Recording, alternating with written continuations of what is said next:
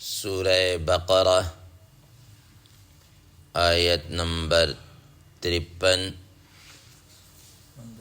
آپ حضرات کے پاس پیج نمبر ہے 15۔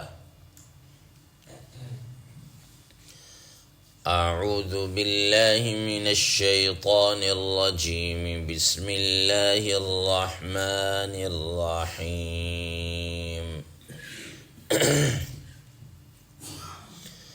وَإِذْ آتَيْنَا مُوسَى الْكِتَابَ وَالْفُرْقَانَ لَعَلَّكُمْ تَهْتَدُونَ وَإِذْ قَالَ مُوسَى لِقَوْمِهِ يَا قَوْمِ إِنَّكُمْ ظَلَمْتُمْ أَنفُسَكُمْ بِاتِّخَاذِكُمُ الْعِجْلَ فَتُوبُوا إِلَى بَارِئِكُمْ فَاقْتُلُوا أَنفُسَكُمْ ذَلِكُمْ خَيْرٌ لَكُمْ عِندَ بَارِئِكُمْ فَتَابَ عَلَيْكُمْ إِنَّهُ هُوَ التَّوَّابُ الرَّحِيمُ۔ صدق اللہ العظیم۔ اللہم صل علی محمد النبی الأمی وعلی آلہ وسلم تسلیما کثیرا کثیرا۔ محترم سامعین کرام، ان آیات کا ترجمہ اللہ تبارک و تعالی ارشاد فرماتے ہیں،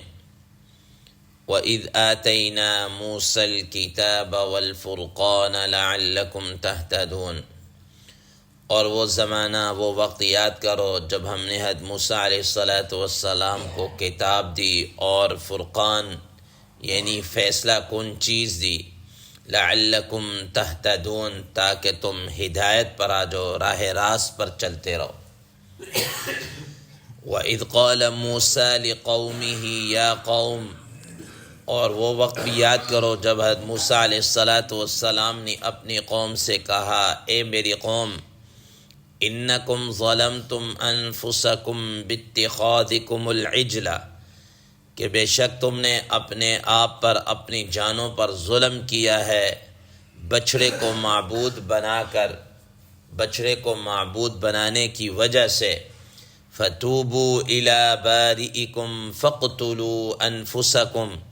تو تم توبہ طائب ہو جاؤ اپنے پیدا کرنے والے کی طرف، اپنے خالق کی طرف،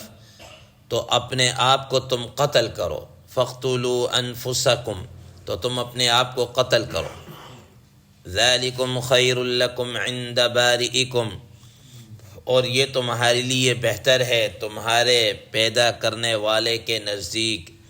فَتَابَ عَلَيْكُمْ، تو پھر اللہ تبارک و تعالیٰ نے تمہاری توبہ کو قبول کیا، تمہاری طرف رجوع کیا۔ اِنَّهُ هُوَ التَّوَّابُ الرَّحِيمُ، بے شک وہ بہت زیادہ توبہ کو قبول کرنے والا اور بڑا مہربان رحم کرنے والا ہے۔ محترم سامعین کرام، بنی اسرائیل پر ہونے والے انعامات اور احسانات کا تفصیل کے ساتھ اللہ تبارک و تعالی ذکر فرما رہے، اور جب حضرت موسیٰ علیہ السلام بنی اسرائیل کو فرعون کے ظلم سے نجات دلوا کر لے کر آئے، وادی تیہ کے اندر پہنچے، تو خود انہوں نے مطالبہ کیا کہ موسیٰ علیہ السلام کہ ہمارے لیے کوئی اللہ تعالیٰ کی طرف سے ضابطہ ہدایت ہونا چاہیے، ٹھیک نا، کیونکہ بغیر اس کے ہم گمراہ ہو جائیں گے یا خرابیاں پیدا ہو جائیں گی۔ تو موسیٰ علیہ السلام اللہ تبارک و تعالیٰ کے حضور گئے۔ گزشتہ درس میں یہ بات گزر چکی کہ انہوں نے جا کر اعتکاف کیا اور 40 راتیں وہاں ٹھہرے، تو اللہ تبارک و تعالیٰ نے ان کو تورات کی کتاب عطا فرمائی۔ اور اسی دوران جب موسیٰ علیہ السلام کوہ طور پر یا اس طرح گئے، تو پیچھے سے قوم نے بت پرستی شروع کر دی، انہیں بچھڑے کو معبود بنا لیا، جس کا واقعہ آپ حضرات کے سامنے آ گیا۔ آج کی ان زیر درس دونوں آیتوں میں پہلی آیت مبارکہ میں اس کتاب کا ذکر ہے، اور دوسری آیت مبارکہ کے اندر جو انہوں نے بچھڑے کو معبود بنایا تھا اور اللہ تعالیٰ نے ان کی توبہ کو قبول کیا تھا، اس کا طریقہ اللہ تبارک و تعالیٰ نے بیان کیا ہے۔ فرماتے ہیں وَإِذْ آتَيْنَا مُوسَى الْكِتَابَ وَالْفُرْقَانَ، کہ اور وہ وقت یاد کرو جب ہم نے حضرت موسیٰ علیہ السلام کو کتاب اور فرقان عطا کی۔ محترم سامعین کرام، یہاں پر کتاب سے مراد تورات ہے کہ اللہ تبارک و تعالیٰ نے ان کو تورات جیسی عظیم الشان کتاب عطا فرمائی۔ حضرات مفسرین کرام رحمہم اللہ فرماتے ہیں کہ تورات کا معنی ہی قانون کیا ہے، تورات کا معنی قانون کیا ہے، اور اللہ تبارک و تعالیٰ نے جتنی بھی عظیم الشان کتابیں اپنی نازل فرمائی ہیں، ان سب میں سب سے پہلا نمبر تو خود قرآن مجید کا ہے۔ اس کے بعد تمام کتابوں میں سے سب سے زیادہ مرتبہ حضرات مفسرین کرام رحمہ اللہ فرماتے ہیں کہ تورات کا ہے۔ قرآن مجید کے بعد تورات کا ہے۔ خود قرآن مجید میں اللہ تبارک و تعالیٰ نے فرمایا تورات کے متعلق احسن تفصیلا لکل شیء، کہ ہم نے ایسی کتاب عطا فرمائی جس میں ہر چیز کی تفصیل کو ہم نے کیا کر دیا، بیان کر دیا۔ تو فرمایا کہ اس طرح کی عظیم الشان اللہ تعالیٰ نے ان کو وہ کتاب دی، اور یہ کتاب بھی آپ حضرات کے ذہن میں ہونا چاہیے کہ یہ کتاب اس طرح ہماری جیسی کتابوں کی شکل میں نہیں تھی، بلکہ اللہ تبارک و تعالیٰ کی طرف سے وہ تختیوں کی شکل کے اندر لکھی ہوئی تھی۔ جی، الواح کی شکل کے اندر کیا ہے، لکھی ہوئی تھی، تختیوں کی شکل میں لکھی ہوئی اللہ تعالیٰ نے یک بارگی حضرت موسیٰ علیہ السلام کو عطا کر دی تھی۔ محترم سامعین کرام، اسی تورات کا دوسرا نام اللہ تعالیٰ نے والفرقان، فرقان بھی رکھا ہے۔ فرقان، فرقان کسے کہتے ہیں؟ فرقان کا معنی ہوتا ہے فرق کرنے والا، فرقان کا معنی ہوتا ہے فرق کرنے والا۔ تو فرمایا کہ یہ فرقان ہے، حق اور باطل کے درمیان میں کیا ہے، فرق کرنے والا ہے۔ یا بعض رات اس کا معنی یہ بھی کیا ہے کہ یہ فرقان ہے حلال اور حرام کے درمیان میں کیا ہے، فرق کرنے والی۔ چاہے حق اور باطل کے درمیان میں فرق کرنے والی ہو، چاہے حلال اور حرام کے درمیان میں کیا ہے، فرق کرنے والے ہو، بہرحال ہے یہ فرقان۔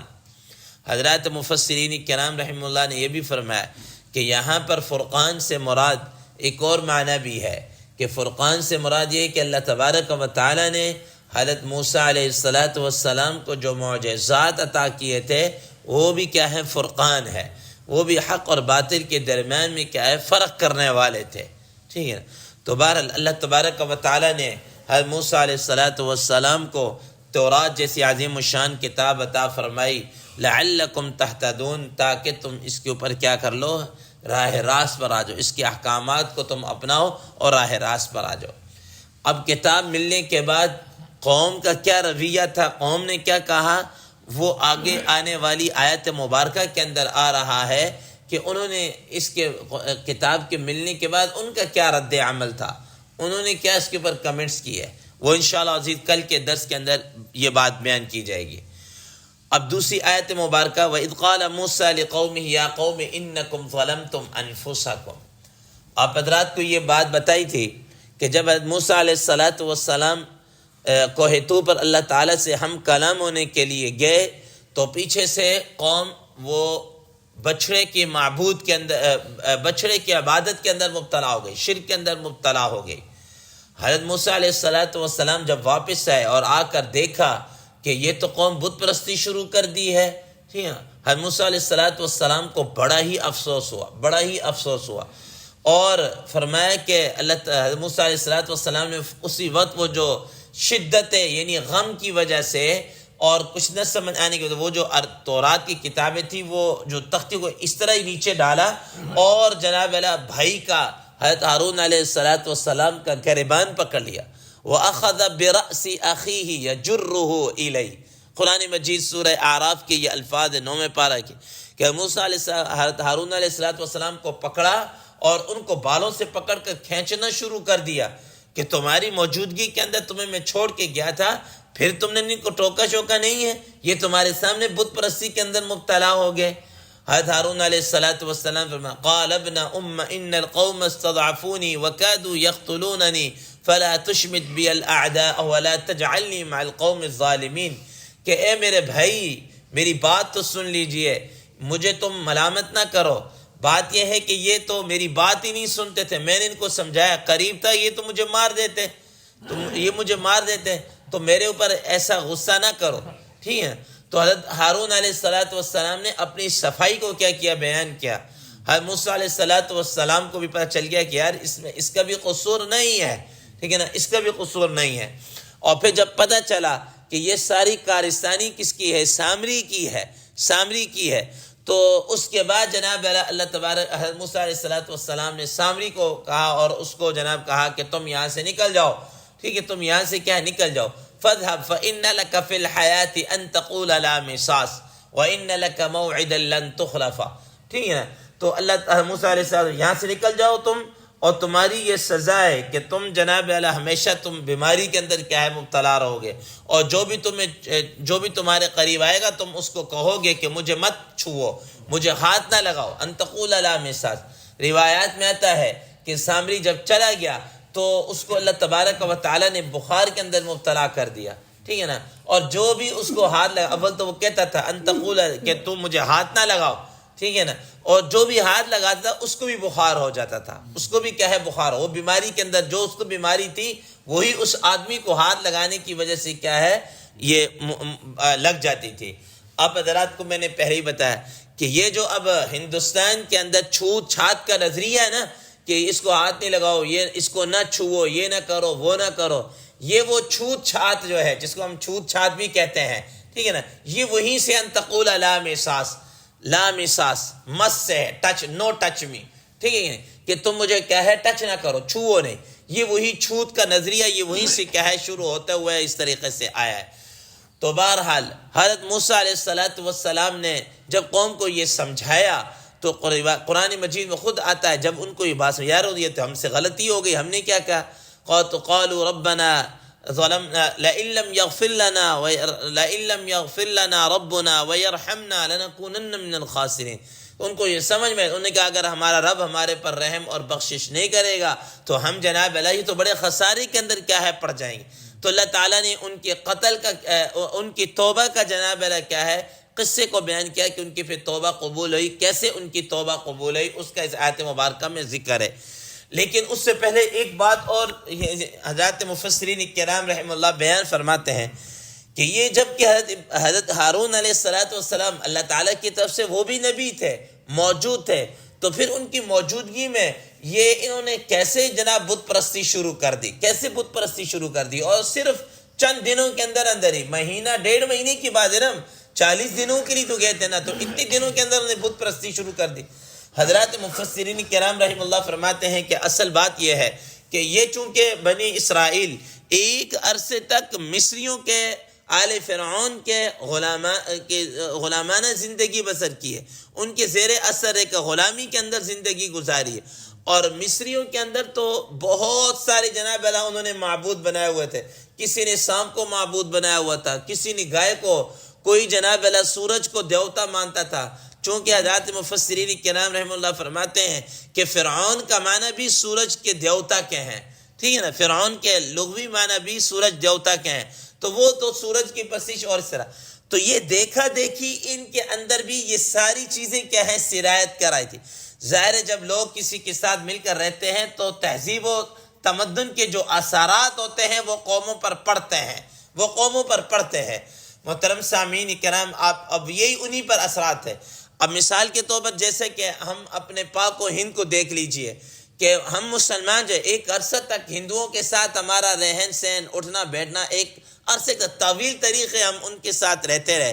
اب ان کے اندر جتنی بھی رسومات تھی نا وہ سب ہمارے اندر آ گئی ہیں، یہ تیجا ہو گیا، یہ 7واں ہو گیا، یہ 40واں ہو گیا، اور اسی طریقے سے جناب اعلیٰ وہ کیا کہتے ہیں یہ شادی کی دیکھ رہی، یہ تو غمی کتنے شادیوں کی دیکھ رہی، یہ مائیوں، یہ صحرا بندی ہے، یہ بارات ہے، یہ دودھ پلائی ہے، یہ جوتا چھپائی ہے، اور پتہ نہیں کون کون سی رسومات ہیں، یہ ساری جناب اعلیٰ کیا ہیں، یہ اسلام کے اندر تو اس کا کوئی کنسیپٹ نہیں ہے، کوئی نظریہ، کوئی وہ نہیں ہے. یہ ساری چیزیں کہاں سے آئی ہیں؟ یہ وہیں سے ہمارے اندر جناب اللہ یہ ساری چیزیں آئیں. تو تہذیب و تمدن کا، قوموں کا ایک دوسرے پر کیا ہے اثرات ہوتے ہیں.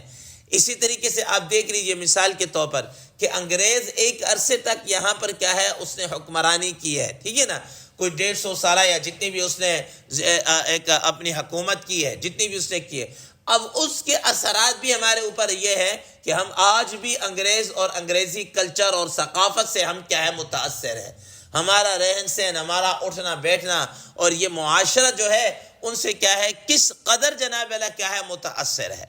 یہ قوموں کا ملنے کی وجہ سے، قوموں کے اندر غلامی کی وجہ سے، چاہے وہ نظریاتی ہو یا